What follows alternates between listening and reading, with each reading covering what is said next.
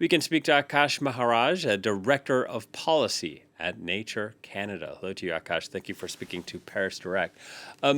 First thing, so much of the reporting lately has been overshadowed by what Donald Trump is saying or by the World Cup. Tell us a little bit about what the situation is like in Canada. It is very serious. So far in Canada, we have had about 3,650 wildfires that have burned about 2.8 million hectares of land. This is following on a series of years where we've had progressively worse fires in the country. In 2023, we lost about 8.3 million hectares. The fires were so intense, we saw the eruption of fire tornadoes. And as you say, we currently have about 900 active wildfires as we speak. The situation is largely caused by and exacerbated by climate change. It is going beyond the bounds that any country can control. Yeah, and as you're speaking to us, we're looking at some of these images of the fires. We see the haze. How dangerous is that air, and which places are the hardest hit? Each year, we estimate that about 2,500 Canadians die prematurely due to smoke-related illnesses such as asthma, bronchitis, heart disease, and the like. And Toronto was tied alongside Detroit and Minneapolis in the United States for having the worst air quality on the planet as a result of these wildfires.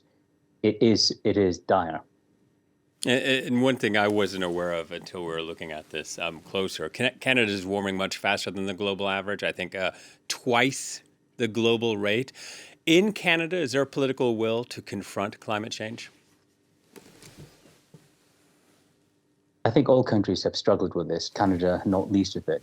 The irony is that as the evidence of climate change and of the consequences of climate change become more and more evident, it is not having a commensurate effect on political will. Prior to incidents like these, we often had political actors saying, well, the evidence isn't clear. We don't know if climate change is real. We don't know if it will be as severe as scientists predict. And scientists have been saying, if you wait until the worst happens, it will become too late. Well, the worst is happening now. It's not too late, but the longer governments wait to act, the more they will have to do to restrain even the worst effects of climate change. I think that Canadians are well aware of the catastrophic effects of climate change. And as you say, it is worse in Canada than in most countries because as one goes further or closer to the poles, the effects of climate change become geometrically worse. Canada is also in the grips of a period of economic uncertainty as a result of the American tariff war, not only against Canada, but against all states around the world. And I suppose people are struggling between the immediate term economic needs and a sense that fighting climate change. The reality, though, is that it is more expensive to ignore climate change than to address it. Yeah, and when we say the worst is happening now, if we listen to what the scientists say, that such freak weather events become more intense and more frequent, the worst is happening now, but that doesn't mean it won't happen again next year and every year after that, right? Absolutely. To put this into context, if a fire exceeds about 10,000 kilowatts per meters, all known firefighting techniques become ineffective. That includes things such as large waterbombing. Last year in Jasper National Park in Canada, the fires reached an intensity of 386,000 kilowatts per meter, which is comparable to the detonation of nuclear weapons. And this is now becoming normal. And so to address this appropriately, there has to be a multi-pronged approach from trying to tackle climate change, government, resources, government initiatives, the private sector also stepping up there, but then also the technology and the response from local governments and firefighting resources as well. That is true, though the technical challenges in combating the symptoms of climate change, like forest fires, are difficult to describe. Canada is a very large country, to put it mildly. From east to west, our country girdles roughly 1/4 of the planetary circumference. and our forests cover about 350 million hectares.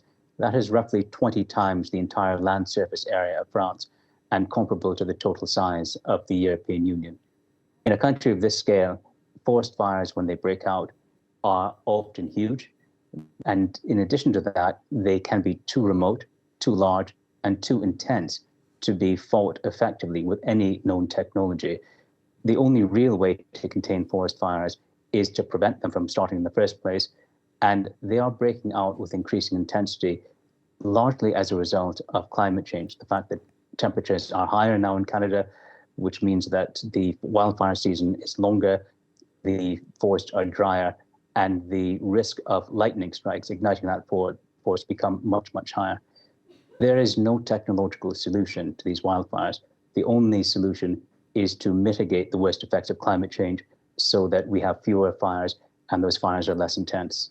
Yeah, in Canada, as you say, a very large country. Some of these fires are very remote. There's a very rich ecosystem in Canada, a very beautiful ecosystem. For the thousands of hectares that have already been burned, how long will it take in some of these forests before life there, the fauna and the flora, returns to normal? Forest fires on a small scale are part of the natural ecosystem of forests. They do naturally regenerate themselves, and there are some kinds of plants that only take root in the aftermath of fires. The problem is that the fires are so large and so intense that the land is not just being scorched, but in some cases sterilized. There are areas of the country that will certainly not be recognizable to Canadians during our own lifetimes. We have to concentrate as a country, as a people around the world, not on ourselves, but on generations to come. Fighting climate change is a multi-generational undertaking. It requires a willingness of people to act and to be willing to sacrifice for future generations. The political culture around the world and in democracy around the world has militated against people thinking beyond their lifetimes, but there's no solution to these problems that does not require that kind of forethought. Yeah, and when you look at the situation in Canada, the way it is today, what are some realistic changes that you'd like to see in the near future? The easiest changes, or the most immediate changes, I could say, would be the establishment of a larger, more effective national firefighting force. Canada is a federated state, and firefighting is largely the responsibility of the provinces and territories that make up our federation. But the wildfires are now so large that they transcend the borders of these individual jurisdictions. In addition, although we have a significant firefighting community, we have about 126,000 people who are employed in fighting forest fires. Most of them are volunteers. It does look like we are going to have to create a national force, a national professionalized force, and one that will have to be more directly integrated with the firefighting forces of other countries. In other words, when forest fires erupt in Canada, they are so large and require so much equipment and so many people to combat them that it is unrealistic for all that equipment and all those people to sit idle for long periods of time. In addition, there are other countries who also suffer from forest fires but have different seasons. The ability to move those people and that equipment around from jurisdiction to jurisdiction may be the most effective and the most cost-effective ways to combat climate change-driven forest fires. But as I say, we really are in uncharted territory here. There have never been forest fires of this scale. Some of them are creating their own weather systems that are being observed for the first time. The term fire tornado has now entered the vocabulary of Canadians. These are difficult times for all of us. Indeed. Akaash, thank you so much for your time. Akaash Maharaj joining us from Toronto with Nature Canada. Thank you.